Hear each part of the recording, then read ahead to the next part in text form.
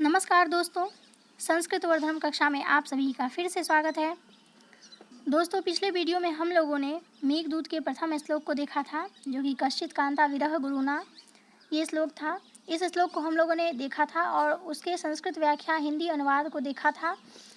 तो दोस्तों, किसी भी काव्य को पढ़ते समय और उससे संबंधित प्रश्न को बनाते समय सबसे पहले हमें उनके कवि के बारे में जानना बहुत ज़्यादा महत्वपूर्ण होता है और वो सबसे पहले इंट्रोडक्शन में देना पड़ता है कि इनके कवि कौन है, उन्होंने किन किन चीज़ों की रचनाएं की है।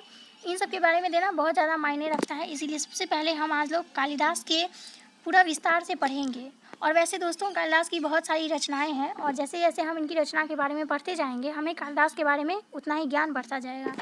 तो दोस्तों, चलिए आज का वीडियो हम स्टार्ट करते हैं। देखिए, महाकवि कालिदास विश्व कवि हैं। दोस्तों, ये विश्व कवि हैं। इनकी रचनाओं का जो विस्तार है यह विश्व तक फैला हुआ है, सभी इनको जानता है। प्राचीन भारत के सर्वश्रेष्ठ कवि नाटककार के रूप में उनकी ख्याति विश्वव्यापी है। विश्व के गिने चुने साहित्यकार में इनकी गणना की जाती है। वस्तुतः कालिदास की रचनाओं के माध्यम से न केवल हमारे देश में अपितु समस्त सभ्य संसार में भारतीय संस्कृति का उत्कृष्ट स्वरूप प्रस्तुत हुआ है। दोस्तों, हमारी संस्कृति का जो इतना फैलाव है, विस्तार है, उसमें महाकवि कालिदास का बहुत ज़्यादा हाथ है। मतलब इन्होंने अपने काव्य के माध्यम से बहुत सारा ऐसा विस्तार किया है जिससे हमारी संस्कृति फैली हुई है। अब देखिए, कोई भी विद्वान विचारक इनके साहित्य के संपर्क में आया तो वह पूर्ण रूप से प्रभावित हुआ, अर्थात अपनी काव्य के माध्यम से इन्होंने हर किसी को अपनी ओर आकर्षित किया। इस प्रकार काव्य के किसी भी भाग में इनका कोई बराबरी नहीं कर सकता। अब देखिए, इनके काव्य की प्रशंसा जो है वो लगभग सभी काव्यों में हमें मिलती है। अर्थात कोई भी कवि हैं जिन्होंने अपनी रचना की है तो वो सबसे पहले कालिदास को आधार मानकर अपनी रचना को स्टार्ट करते हैं। ऐसे बहुत सारे कवि हैं।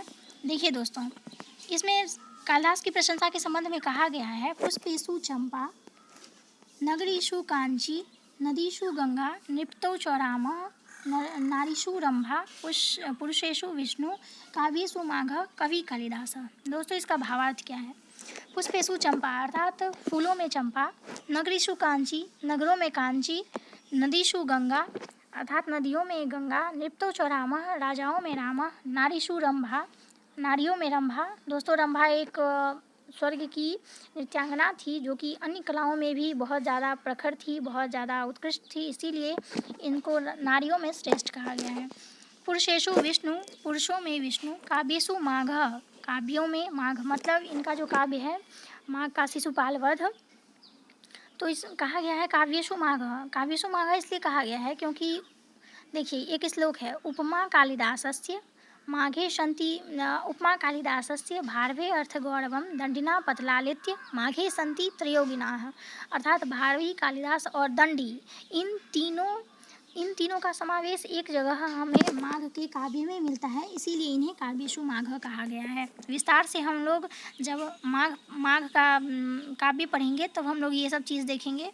फिलहाल आप इतना समझिए कि इन तीनों के कवित्व का प्रभाव माघ पर पड़ने के कारण इनको हम काव्येषु माघ कहते हैं और तब कवि कालिदास अर्थात कवियों में कालिदास श्रेष्ठ हैं।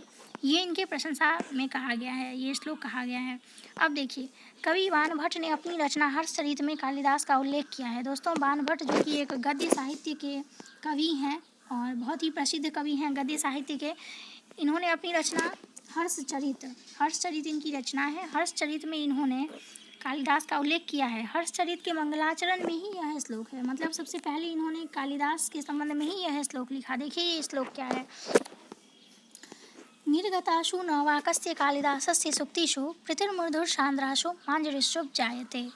अर्थात कालिदास की आम मंजरी के समान मधुर और सरल सुक्तियों के प्रभावित होने पर ऐसा कौन है जिसके हृदय में उनके प्रति प्रेम का आविर्भाव नहीं होता। अर्थात इनके काव्य के विषय में कहा गया है कि इनका काव्य को पढ़कर ऐसा कौन होगा जो प्रभावित नहीं होगा। ऐसा बाणभट्ट जी ने अपने रचना हर्षचरित में कहा है। अब आगे देखिए दोस्तों, भारत में तो विद्वानों ने सदा कालिदास को कवियों में सर्वोपरि स्थान दिया है। संस्कृत के पंडित मंडल में यह सुभाषित बहुत ही प्रचलित है। देखिए अब यह सुभाषित क्या है, पुरा कवीनां गणना प्रसंगे कनिष्काधिष्ठित कालिदासा अद्यापि ततुल्य कवेर्भावादनामिका सार्थवती बभूव। ये है पंडित मंडली में यह सुभाषित कहा गया है। अब इसका अर्थ क्या है? प्राचीन काल में कवियों की गणना प्रारंभ होने पर कनिष्का अर्थात छोटी उंगली, सबसे छोटी उंगली को हम लोग कनिष्ठा बोलते हैं, छोटी उंगली पर ही गणना रुक गई। दूसरी उंगली के लिए उनका समकक्ष कोई नाम नहीं लिया जा सका। आज भी उनके समान कवि के अभाव में दूसरी उंगली का अनामिका नाम रहना सार्थक होकर रह गया, अर्थात उनके काव्यों की बराबरी कोई नहीं कर सका, इसीलिए सबसे छोटी उंगली पर ही गणना रुक गई। इनके काव्य के बारे में ऐसा कहा गया है। दोस्तों, हम इनका कितना भी प्रशंसा पढ़ लें, इनकी प्रशंसा हर जगह है, इतना पढ़ना तो संभव ही नहीं है। वैसे हम जैसे जैसे इनके काव्य को पढ़ते जाएंगे वैसे वैसे हमें इनके बारे में और ज़्यादा गहरा ज्ञान होता जाएगा। अब आगे देखिए, स्वदेशी पूज्यते राजा विद्वान सर्वत्र पूज्यते, अर्थात अपने देश में सिर्फ राजा पूजा जाता है लेकिन विद्वान हर जगह पूजे जाते हैं। ऐसा ही मत कालिदास के बारे में भी है। कालिदास जो कि विद्वान है हर जगह पूजे जाते हैं, आदर के पात्र बन गए हैं वो। अब देखिए, कालिदास की कृतियाँ के बारे में हम थोड़ा जान लेते हैं। वैसे तो कालिदास की बहुत सारी कृतियाँ हैं लेकिन मूलतः इसमें 7 है। 7 में नाटक है, महाकाव्य है और खंड काव्य है। नाटक में 3 है, मालविकाग्निमित्रम, विक्रमोर्वशीयम, अभिज्ञान शाकुंतलम।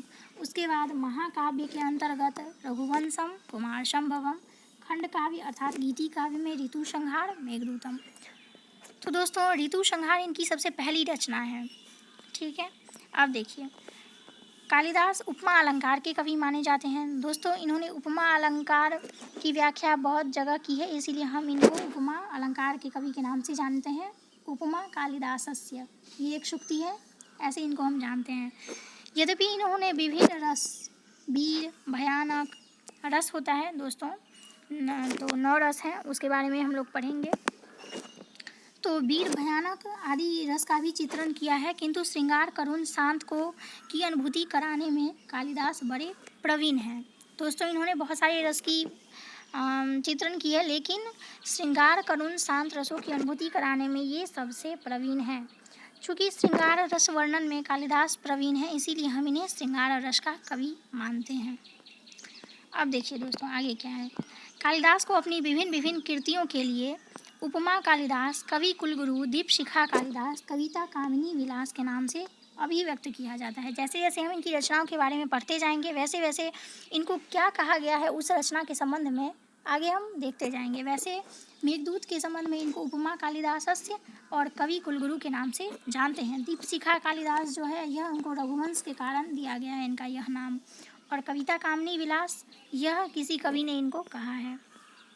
अब देखिए दोस्तों, इतना तो हम लोगों ने जान लिया। सबसे पहले इनके जीवन वृत्त के बारे में थोड़ा जान लें कि इनका जीवन कैसे बीता, जीवन में बचपन में ये कैसे थे। दोस्तों, सबसे पहले तो यह किंवदंती है, अर्थात यह कोई सच्ची घटना नहीं है, यह सिर्फ अनुमान किया गया है कि ये बचपन में बहुत ही महामूर्ख थे।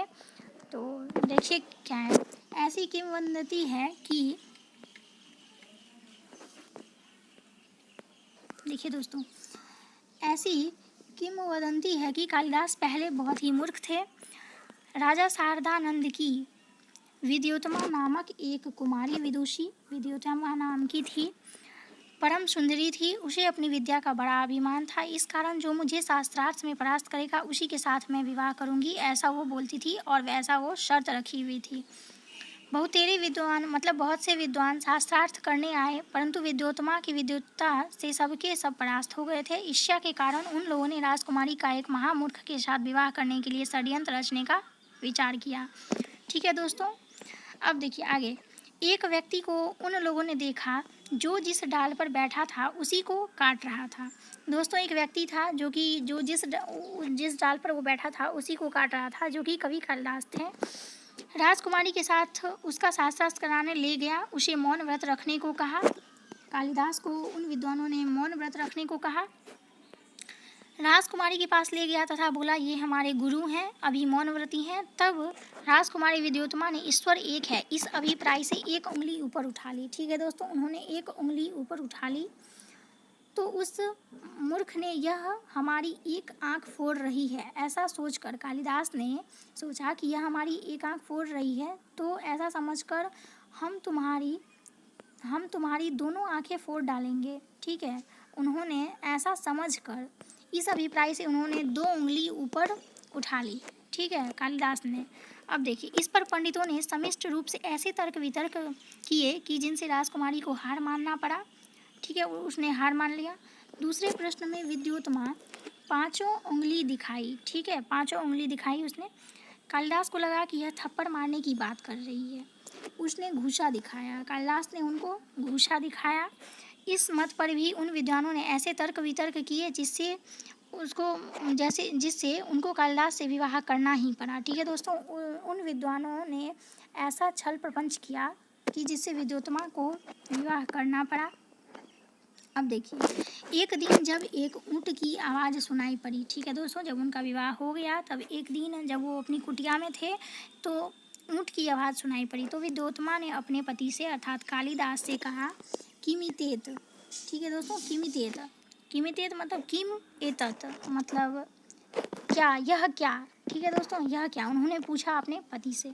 तब उस मूर्ख ने शुद्ध उच्चारण की असमर्थता से उट्र ऐसा कहा। दोस्तों, उष्ट्र मतलब होता है ऊँट, लेकिन उन्होंने उट्र कह दिया। राजकुमारी पंडितों का षड्यंत्र पूर्ण व्यवहार जानकर अपने दुर्भाग्य पर फूट फूट कर रोने लगी और अपने पति के अपमान के साथ भवन से बाहर निकाल दिया। उस मूर्ख को अपनी पत्नी के व्यवहार से इतना दुख हुआ कि वह काली मंदिर में जाकर आत्महत्या करने के लिए उतारू हो गया। लेकिन फिर उसने काली जी की आराधना की, जिससे वे महाविद्वान बन गए। तब वह अपने आश्रम जाकर अनावृतं कपाटं द्वारं देहि। ठीक है, ऐसा कहा, मतलब द्वार खोलो, ऐसा कहा। राजकुमारी को आश्चर्य हुआ। उसने कहा, अस्ति कश्चित वाग्विशेषः, मतलब आपके कथन की क्या विशेषता है। ठीक है, उसको तो लगा कि ये मूर्ख है, इसीलिए उसने ऐसा पूछा, अस्ति कश्चित वाग्विशेषः। लेकिन ऐसा कहा जाता है कि कालिदास की पत्नी ने जो यह कहा, अस्ति कश्चित वाग्विशेषः, इसी वाक्य से उन्होंने 3 काव्यों का निर्माण कर डाला। ठीक है दोस्तों, उन्होंने इस 3 पद से 3 काव्यों का निर्माण कर डाला। अस्ति से कुमार संभव, अस्ति जो है पहला श्लोक है, इसीलिए अस्ति से कुमार संभव। कश्चित है तो मेघदूत। देखिए दोस्तों, मेघदूत का पहला श्लोक है ही कश्चित कांता विरह गुरुना, जो कि आपने कल ही पढ़ा है, तो ये हो गया। और वाक हो गया रघुवंश, वाक से रघुवंश। ठीक है, वागर थाविव संपृक्तो, सबसे पहला श्लोक है रघुवंश का, इसीलिए वाक से रघुवंश हो गया। यह किंवदंती बहुत प्रसिद्ध है। ठीक है दोस्तों, ऐसा बहुत ज़्यादा प्रसिद्ध है और सभी पुस्तकों में आपको मिल जाएगा। तो बहुत ज़्यादा प्रसिद्ध है, इसीलिए सभी विद्वान इस पर विश्वास रखते हैं और सभी विचारक ऐसा ही मानते हैं। अब देखिए दोस्तों, इनका काल निर्णय क्या है, मतलब इनका कौन से समय में इनका जन्म हुआ और किस टाइम के कवि हैं ये देखिए। इनके काल निर्माण में विभिन्न विद्वानों में मतभेद है। ऐसा माना जाता है कि 150 ईसा पूर्व से 450 ईसा पूर्व तक कालिदास रहे होंगे। दोस्तों, वैसे भी कोई भी कवि हों, उनके काव्य के बारे में तो हमें बहुत भलीभांति पता होता है, लेकिन उनके जन्म स्थान, जन्म का समय, ये सब बहुत ज़्यादा पता नहीं रहता है। इसीलिए हमें 1-2 शताब्दी पीछे जाना ही पड़ता है, अनुमान लगाना ही पड़ता है कि ऐसा हुआ होगा। ठीक है, फिर भी हम लोग देखते हैं। अब देखिए, एक खोज के मुताबिक कालिदास गुप्त काल में जन्मे होंगे। वैसे भी इनके जन्म के विषय में बहुत सारी बातें हैं, तो एक खोज के मुताबिक गुप्त काल के जन्मे होंगे, ऐसा है। चूँकि कालिदास ने द्वितीय शुंग नामक अग्निमित्र को नायक बनाकर मालविकाग्निमित्रम नाटक लिखा। दोस्तों, मालविकाग्निमित्रम का नायक जो है वो अग्निमित्र है, कालिदास की रचना है, नाटक है ये कालिदास का। तो अग्निमित्र ने 170 ईसा पूर्व में शासन किया था। दोस्तों, अग्निमित्र जो था वो 170 ईसा पूर्व इस टाइम का था, शासन किया था, तो जिससे कालिदास के जन्म का अनुमान लगाया जा सकता है। और दोस्तों, यह एक तर्कपूर्ण भी है, क्योंकि जब ये मालविकाग्निमित्रम का नाटक था अग्निमित्र, और अग्निमित्र का यह 170 ईसा पूर्व इसका शासन काल रहा है, तो ऐसा हम मान सकते हैं कि इसी टाइम के कालिदास रहे होंगे। ठीक है। अब देखिए, छठी सदी में बाणभट्ट ने अपनी रचना हर्षचरितम में कालिदास का उल्लेख किया है। वही दोस्तों जो हमने पिछले श्लोक को देखा था। ठीक है, तो वो श्लोक हो गया। अब देखिए, हर्षचरित में कालिदास का उल्लेख किया है तथा इसी काल में पुलकेशिन द्वितीय, दोस्तों पुलकेशिन द्वितीय के ऐहोल अभिलेख में कालिदास का जिक्र है। ठीक है दोस्तों, पुलकेशिन द्वितीय के ऐहोल अभिलेख में कालिदास का जिक्र है। आखिरकार वे इनके बाद के नहीं हो सकते। दोस्तों ये पुलकेशिन द्वितीय का जो ऐहोल अभिलेख है यह लगभग 600 ईसा पूर्व का है। ठीक है दोस्तों, जब जो कि भारवी का रचना काल है, मतलब जिस टाइम भारवी का समय है, जो भारवी ने जिस टाइम अपनी रचनाएं की थी वो उस टाइम का है। लेकिन इससे पहले कालिदास का होना स्वाभाविक माना गया है, क्योंकि यहाँ पे हर्षचरित में भी बाणभट्ट जी ने कालिदास का उल्लेख किया है। ठीक है, तो इससे हमें प्रतीत होता है कि कालिदास का रचना काल जो है यह प्रथम शताब्दी ईस्वी पूर्व से तीसरी शताब्दी ईसा पूर्व के बीच होंगे। और वैसे दोस्तों एक चीज़ भी और भी है कि इन्हें विक्रमादित्य के नवरत्नों में से भी माना जाता है। ठीक है दोस्तों, तो ऐसा माना ही जाता है सिर्फ। वैसे विक्रमादित्य नाम के 3-4 कवि हैं, जिससे कि यह स्पष्ट नहीं हो पाता कि ये कौन से विक्रमादित्य के काल के हैं। तो बस एक किंवदंती ही है, सब कुछ ऐसा ही समझिए, क्योंकि इनके काल के बारे में ऐसा कुछ निर्णय नहीं लिया गया है। फिर भी अगर काल लिखना हो तो इनको हम प्रथम शताब्दी ईस्वी पूर्व से तीसरी शताब्दी ईसा पूर्व मान सकते हैं, ईसा पूर्व। ठीक है दोस्तों, तीसरी शताब्दी ईसा पूर्व तक मान सकते हैं। वो भी किसके कारण? तो मालविकाग्नि मित्र में जो अग्निमित्र को नायक बनाया गया है उसके कारण हम इनको तीसरी शताब्दी तक मान सकते हैं। अब देखिए दोस्तों इनके जन्म स्थान के बारे में क्या है। महाकवि कालिदास के जन्म काल की तरह उनके जन्म स्थान के बारे में भी कुछ स्पष्ट नहीं कहा जा सकता। उन्होंने अपने खंड काव्य मेघदूत में मध्य प्रदेश के उज्जैन शहर का काफ़ी वर्णन किया है। दोस्तों मेघदूत में उज्जैन शहर का बहुत ज़्यादा वर्णन किया गया है। और संस्कृत साहित्य में क्या है कि कोई कवि अपनी रचना में जिस जगह को ज़्यादा उस पे फोकस डालते हैं उसी को कवि का जन्म स्थान मान लिया जाता है। तो ऐसा कालिदास के साथ भी लागू है कि उन्होंने मध्य प्रदेश के उज्जैन शहर का काफ़ी वर्णन किया है मेघदूत में। इसीलिए ज़्यादातर इतिहासकार मानते हैं कि कालिदास उज्जैन के निवासी हैं।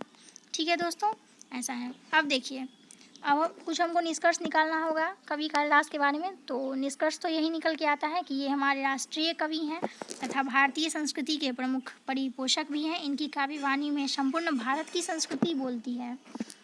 अब कालिदास ने जैसा मानव हृदय के सूक्ष्म से सूक्ष्म भावों का निरीक्षण किया है वैसा अन्य ने नहीं किया, अतः इनका नाम कवियों के इतिहास में हमेशा अमर है।